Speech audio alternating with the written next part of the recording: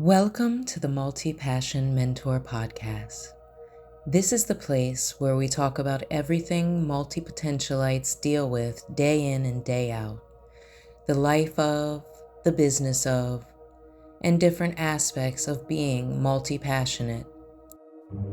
Thank you for being here. Let's take a moment to talk about people-pleasing. People will always find something negative, something to hate on, or something to be jealous of. So do what you want. Do what truly nourishes your soul. If people treat you like an option, when you treat them like a priority, weigh the pros and cons of the relationship and make a decision that serves your highest self.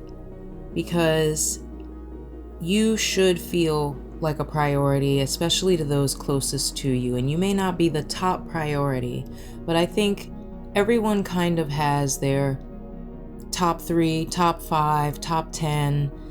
Those are their closest friends and family, the people they would show up for at the emergency room if there was something to go wrong, the people that they're there for their special occasions and they cheer them on and support them and encourage them. You should feel that reciprocated, and if it does feel like a one-sided relationship, maybe your people-pleasing up until this point has caused you to continue on with it, but it's probably time that you make a list and you see if one side outweighs the other. Are there more pros or more cons to this relationship? Is it making you better as a person, or do you feel like you're just always helping them out or doing things for them? Are you the background friend? Are you the one that gets invited only as an extra or only when there's a additional spot available? You're not a main character and you do often feel left out. Bria Jones talks about this in an episode of her Delusional Diaries podcast. You should check her out. She has some really interesting topics. Are you the go-to friend? Do people always come to you for advice and assistance? Multi-potentialites often deal with this because we are used to juggling, pivoting, and enduring. We know how to bounce back. We also tend to be loyal because we are deep thinkers who consider all aspects of a situation. So people might come to you often asking you, what do you think about this? Or what should I do about that? Or can you help me? And it gives you a sense of purpose, which is understandable, but you also have to make sure that this doesn't become toxic and draining of your energy.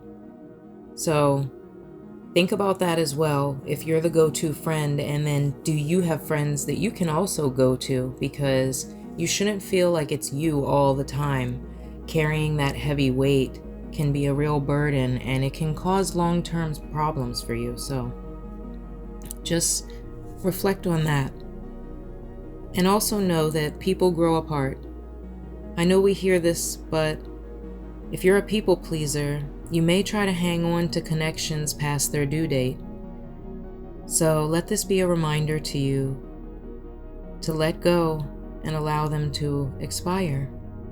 And I don't say that in a negative way, and I know it may sound sad, but we've all had friendships that have ebbed and flowed, and maybe that person is part of your life right now, and later on, not so much, and it may come back around again. You never know, because people do change and things do change, but you have to put yourself first, and you deserve it.